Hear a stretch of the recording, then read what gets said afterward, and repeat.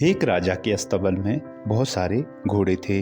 सभी युद्ध में निपुण और ताकतवर थे, लेकिन उनमें से एक घोड़ा ऐसा भी था जो सब घोड़ों से ज़्यादा होशियार, शक्तिशाली और युद्ध कौशल में माहिर था। वो हर युद्ध में राजा को जीत दिलाता था, इसलिए वो राजा को बहुत प्यारा भी था। समय के साथ घोड़ा बूढ़ा होने लगा। राजा को लगा कि अब शायद उसका घोड़ा पहले की तरह युद्ध नहीं लड़ पाएगा, इसीलिए उसने घोड़े को युद्ध क्षेत्र में ले जाना बंद कर दिया।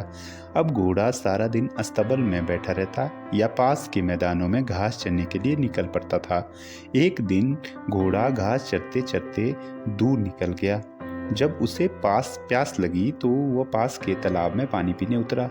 वो तालाब कीचड़ से भरा हुआ था। जैसे ही घोड़ा पानी पीने उतरा, उसकी टांगे कीचड़ में फंस गई। वो जितना अपने को कीचड़ से निकालने की कोशिश करता और धंसता जा रहा था। ऐसे हालात में वो जोर जोर से हिनहिनाने लगा, जिसे सुनकर आसपास के गांव वाले इकट्ठे हो गए। सबने मिलकर घोड़े को निकालने की कोशिश की, लेकिन वो धंसता चला गया।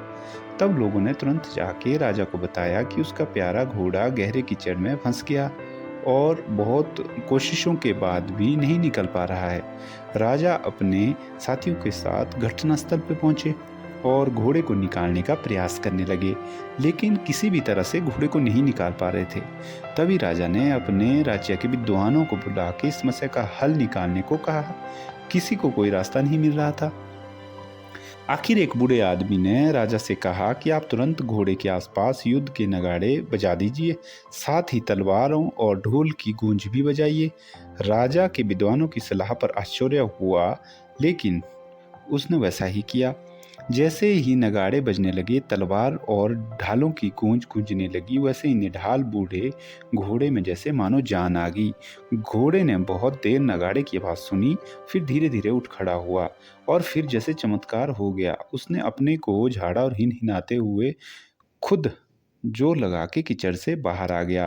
राजा ने विद्वान से कहा कि ऐसा कैसे संभव हुआ? तो विद्वान बोले, घोड़ा बूढ़ा जरूर हो गया है, लेकिन उसमें आज भी बहुत ताकत है, पर क्योंकि अब उससे काम नहीं लिया जाता है, इसीलिए उसके अंदर का उत्साह, आत्मविश्वास खत्म हो गया था।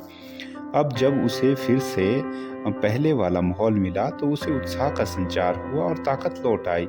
राजा को बात समझ में आ गई और उसने अपने प्यारे घोड़े को फिर से काम पर रख लिया। इस कहानी से हमें ये सीख मिलती है, जीवन में उत्साह, उमंग, आत्मविश्वास और पॉजिटिव भावनाएं हमेशा बनाए रखना चाहिए।